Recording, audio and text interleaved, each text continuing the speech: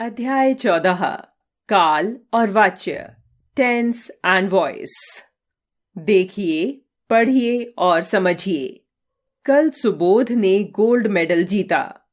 बच्चे पौधे लगा रहे हैं। कल हम वाटर पार्क जाएंगे।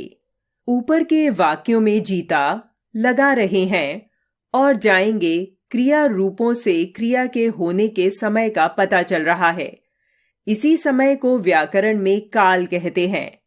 किसी वाक्य में कोई क्रिया कब संपन्न हुई, या वह अभी चल रही है अथवा आने वाले समय में होगी, यह सब बातें काल बताता है। अतः हम कह सकते हैं, क्रिया के जिस रूप से उसके होने के समय तथा उसकी पूर्णता या अपूर्णता का पता चले उसे काल कहते हैं। काल के भेद, काइंड्स ऑफ टेंस। काल के निम्नलिखित 3 भेद होते हैं। 1. भूतकाल, क्रिया का वह रूप जिसके द्वारा बीते हुए समय में किसी कार्य के करने या होने का बोध होता है, भूतकाल कहलाता है। जैसे क. राम स्कूल गया। ख. रानी ने अपने भाई को पत्र लिखा। उपर्युक्त वाक्यों में गया तथा लिखा क्रियाएं कार्य के बीते हुए समय में संपन्न होने का बोध कराती हैं। अतः ये क्रियाएं भूतकाल की हैं। भूतकाल के भेद। भूतकाल के निम्नलिखित 6 भेद होते हैं। क. सामान्य भूतकाल, क्रिया का वह रूप जिसके द्वारा यह ज्ञात होता है कि कार्य बीते हुए समय में सामान्य रूप से पूर्ण हो गया है, सामान्य भूतकाल कहलाता है। जैसे क. अमित ने खाना खाया। ख. लड़के ने फल खरीदे। उपर्युक्त वाक्यों में खाना खाने तथा फल खरीदने का कार्य बीते हुए समय में सामान्य रूप से पूर्ण हो गया है, अतः यहाँ सामान्य भूतकाल है। ख. आसन्न भूतकाल, क्रिया का वह रूप जिसके द्वारा यह बोध होता है कि कार्य अभी अभी पूर्ण हुआ है, आसन्न भूतकाल कहलाता है। जैसे क. श्याम ने पुस्तक पढ़ ली है। ख. राजू ने दूध पी लिया है। उपर्युक्त वाक्यों में पढ़ ली तथा पी लिया है क्रियाएं यह बोध कराती हैं कि पुस्तक पढ़ने तथा दूध पीने का कार्य अभी कुछ समय पहले ही पूर्ण हुआ है, अतः यहाँ आसन्न भूतकाल है। ग. पूर्ण भूतकाल, क्रिया का वह रूप जिसके द्वारा यह बोध होता है कि कार्य बहुत पहले ही पूर्ण हो चुका था, पूर्ण भूतकाल कहलाता है। जैसे क. उसने खाना खा लिया था। ख. बच्चों ने फिल्म देख ली थी। उपर्युक्त वाक्यों की क्रियाओं खा लिया था तथा देख ली थी से यह बोध होता है कि खाना खाने तथा फिल्म देखने का कार्य बहुत पहले ही पूर्ण हो चुका था, अतः यहाँ पूर्ण भूतकाल है। घ. अपूर्ण भूतकाल, क्रिया का वह रूप जिसके द्वारा यह बोध होता है कि कार्य भूतकाल में शुरू हुआ था किंतु उसके पूर्ण होने का पता नहीं चलता, अपूर्ण भूतकाल कहलाता है। जैसे क. नीता सर्कस देख रही थी। ख. मोहन खाना खा रहा था। उपर्युक्त वाक्यों में देख रही थी तथा खा रहा था क्रियाओं से यह तो स्पष्ट होता है कि सर्कस देखने तथा खाना खाने का कार्य भूतकाल में प्रारंभ हो गया था, परंतु यह स्पष्ट नहीं हो पाया कि कार्य पूर्ण हुआ या नहीं, अतः अपूर्ण भूतकाल है। अंग. संदिग्ध भूतकाल, क्रिया का वह रूप जिसके द्वारा किसी कार्य के भूतकाल में करने या होने में संदेह हो, संदिग्ध भूतकाल कहलाता है। जैसे क. लड़के ने दूध पी लिया होगा। ख. अंकुर पत्र लिख चुका होगा।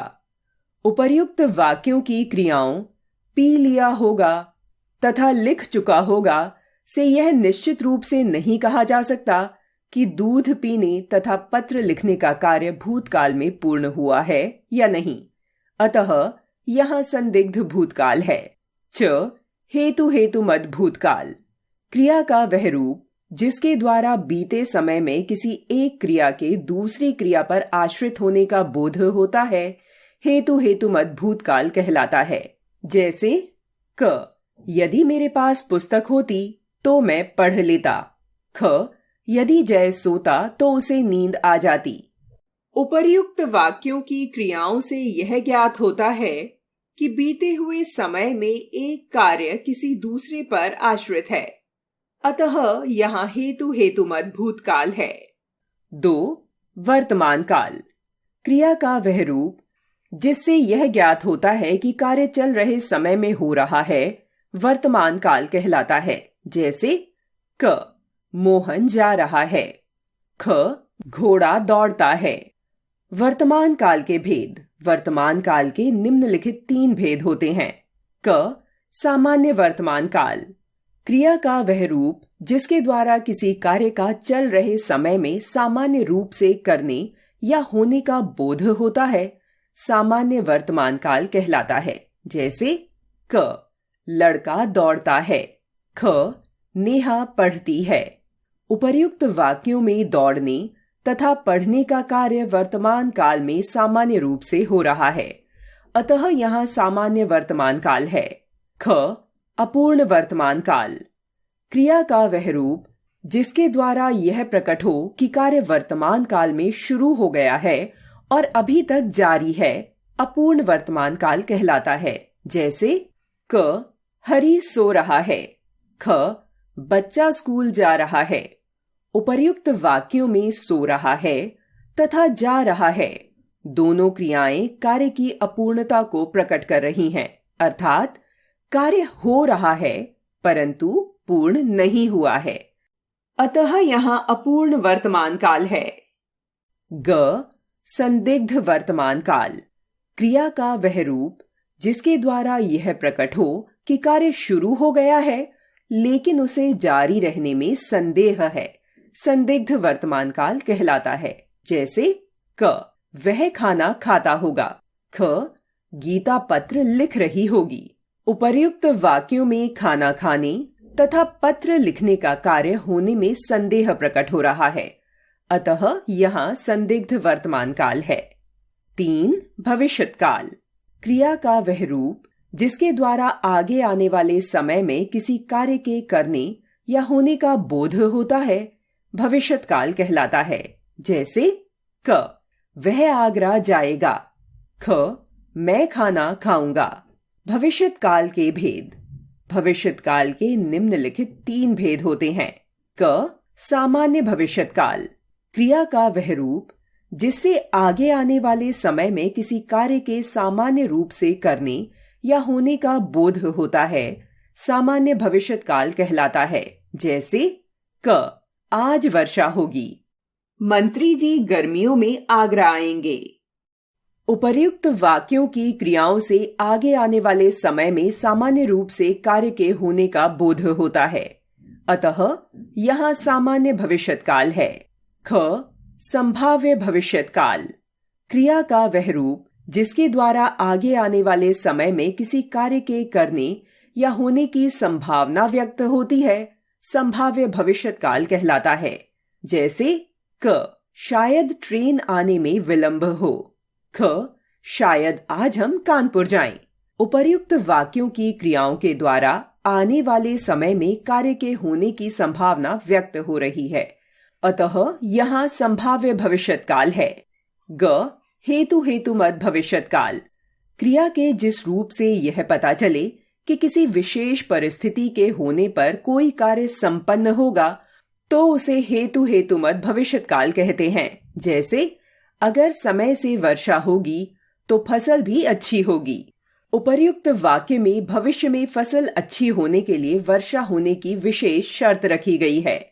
इस परिस्थिति विशेष के रहते ही फसल अच्छी होगी, अतः यहाँ हेतु हेतुमत भविष्यत काल है। आओ दोहराएं। क्रिया के करने या होने के समय को काल कहते हैं। काल के मुख्यतः 3 भेद होते हैं: भूतकाल, वर्तमान काल और भविष्यत काल। क्रिया का वह रूप जिसके द्वारा बीते हुए समय में किसी कार्य के करने या होने का बोध होता है भूतकाल कहलाता है। भूतकाल के 6 भेद होते हैं: सामान्य, अपूर्ण, पूर्ण, आसन्न, संदिग्ध और हेतु हेतुमत भूतकाल। क्रिया का वह रूप जिससे यह ज्ञात होता है कि कार्य चल रहे समय में हो रहा है, वर्तमान काल कहलाता है। वर्तमान काल के 3 भेद हैं: सामान्य, अपूर्ण और संदिग्ध वर्तमान काल। क्रिया का वह रूप जिसके द्वारा आगे आने वाले समय में किसी कार्य के करने या होने का बोध होता है, भविष्यत काल कहलाता है। भविष्यत काल के 3 भेद होते हैं: सामान्य व संभाव्य और हेतु हेतुमत भविष्यत। वाच्य, वॉइस। वाच्य का शाब्दिक अर्थ है बोलने योग्य, मुख्य बात। बोलने योग्य बात में कर्ता, कर्म तथा भाव में से किसी एक की प्रधानता हो सकती है। वाक्य में कर्ता, कर्म या भाव की यह प्रधानता वाच्य कहलाती है। इस प्रकार हम कह सकते हैं, क्रिया का वह रूप जिसके द्वारा यह पता चले कि क्रिया का मुख्य विषय कर्ता है, कर्म है अथवा भाव है, वाच्य कहलाता है। इस प्रकार वाक्य में कर्ता, कर्म या भाव में से जिसकी प्रधानता होती है, क्रिया उसी के पुरुष, वचन, लिंग के अनुसार प्रयोग होती है। वाच्य के भेद, काइंड्स ऑफ वॉइस। कर्ता, कर्म और भाव की प्रधानता के अनुसार वाच्य के निम्नलिखित 3 भेद होते हैं: 1. कृतवाच्य, 2. कर्मवाच्य, 3. भाववाच्य। 1. कृतवाच्य। वह वाच्य जिसमें कर्ता प्रधान होता है तथा क्रिया का लिंग, वचन और पुरुष कर्ता के लिंग, वचन और पुरुष के अनुसार होता है, कृतवाच्य कहलाता है। जैसे रमा पढ़ती है। उपर्युक्त वाक्य में क्रिया पढ़ती है कर्ता रमा के अनुसार है तथा कर्ता ही प्रधान है, अतः यह कृतवाच्य है। 2. कर्मवाच्य। वह वाच्य जिसमें कर्म प्रधान होता है तथा क्रिया का लिंग, वचन, पुरुष कर्म के लिंग, वचन तथा पुरुष के अनुसार होता है, कर्मवाच्य कहलाता है। जैसे बच्चे द्वारा दूध पिया गया। उपर्युक्त वाक्य में क्रिया का कर्म प्रधान है तथा क्रिया का लिंग, वचन, पुरुष कर्म दूध के लिंग, वचन तथा पुरुष के अनुरूप है, अतः यहाँ कर्मवाच्य है। कर्मवाच्य के प्रयोग स्थल: क. जहाँ कर्ता अज्ञात हो, जैसे लोगों को सूचित कर दिया गया है, ऐसी बात सुनी गई है। ख. अनजाने में अनचाही क्रिया के घटित होने पर, जैसे गिलास टूट गया, दूध गिर गया। ग. जहां कर्ता को प्रकट न करना हो, जैसे उसकी घड़ी चोरी हो गई है, अपराधियों को पकड़ा जा रहा है। घ. सूचना, विज्ञप्ति आदि में जहां कर्ता निश्चित नहीं होता है, जैसे कानून तोड़ने वाले को सजा दी जाएगी, गवाह को पेश किया जाए। अंग. अशक्तता या असमर्थता दिखाने के लिए, जैसे अब और दलिया नहीं खाया जाता, मुझसे दौड़ पूरी नहीं की जाती। 3. भाववाच्य। वह वाच्य जिसमें कर्ता तथा कर्म दोनों में से कोई भी प्रधान नहीं होता, केवल भाव की प्रधानता होती है तथा क्रिया सदैव अकर्मक और अन्य पुरुष एक वचन पुल्लिंग की होती है, भाववाच्य कहलाता है। जैसे बच्चे से पैदल नहीं चला जाता। उपर्युक्त वाक्य में कर्ता तथा कर्म दोनों में से कोई भी प्रधान नहीं, केवल भाव की प्रधानता है, अतः यहाँ भाववाच्य है। भाववाच्य के प्रयोग स्थल: क. प्रायः असमर्थता या विवशता प्रकट करने के लिए नहीं के साथ भाववाच्य का प्रयोग होता है, जैसे अब खड़ा तक नहीं हुआ जाता, उर्मिला से सोया नहीं गया। ख. जब वाक्य में नहीं का प्रयोग होता है और मूल कर्ता जन सामान्य होता है, जैसे गर्मियों में खूब नहाया जाता है, इतने मच्छरों में कैसे सोया जाएगा। वाच्य परिवर्तन, चेंज इन वॉइस। पहला, कृतवाच्य से कर्मवाच्य में परिवर्तन। कृतवाच्य से कर्मवाच्य में वाक्य को बदलते समय इन बातों पर ध्यान देना चाहिए। पहला, कर्ता व कर्म का स्थान परिवर्तन होता है। कभी कभी यह परिवर्तन नहीं भी किया जाता। जैसे क, खाना लड़की द्वारा खाया जाता है। ख, लड़की द्वारा खाना खाया जाता है। दूसरा, कर्ता के बाद से, द्वारा, के द्वारा जोड़ा जाता है। 3, कर्म के साथ लगी विभक्ति हटा दी जाती है।